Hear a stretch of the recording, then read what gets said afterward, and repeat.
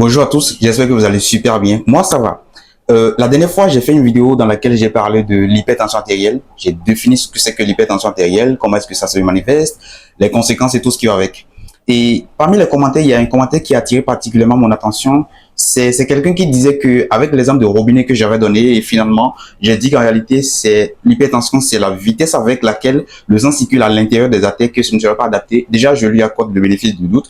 En fait, je vous dis quelque chose. Ici, moi, je fais de la vulgarisation. D'accord, je fais de la vulgarisation, autrement dit, je m'arrange de par les exemples, pour ceux qui me concernent, de par les vidéos que je poste souvent, je donne souvent des exemples. Lorsque je vais définir l'hypertension artérielle, je ne donne pas une définition académique du genre. L'hypertension artérielle, c'est l'augmentation de façon continue de la pression artérielle systolique qui va au-delà de 140 mm de mercure ou de la diastolique, au-delà de 90 mm de mercure. Non, non, non. Souvent, je donne des exemples. D'accord, je donne des exemples de la vie active, quelque chose que je vais utiliser, une méthode que je peux utiliser pour que tout le monde puisse comprendre ce que c'est. Sinon, en réalité, c'est vrai, c'est plutôt la pression que l'eau exerce sur la paroi des tuyaux. Mais lorsqu'on va rentrer dans ces détails, soit disant que voilà, l'eau va exercer une certaine de pression sur la paroi et qu'à un moment donné, il se pourrait qu'il y ait des déchets à l'intérieur du tuyau, etc.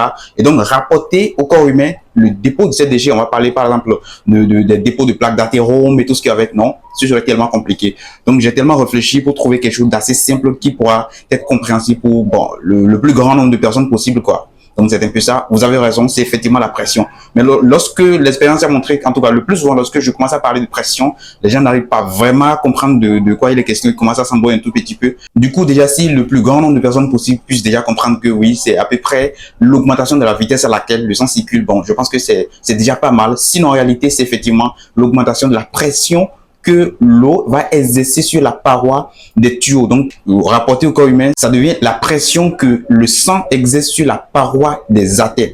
Donc, ne vous en faites pas. Ceux qui ont dit que non, en réalité, c'est la pression et que c'est pas la vitesse, vous avez raison. Je sais au maximum de vulgariser, d'accord? Ce que je vais dire ici, pour sensibiliser le plus grand nombre de personnes possible, je vais pas les dire aux étudiants en santé, par exemple. On va pas se dire la même chose entre mon collègue de santé, par exemple. Donc, il n'y a pas de quoi s'inquiéter. Prenez soin de vous.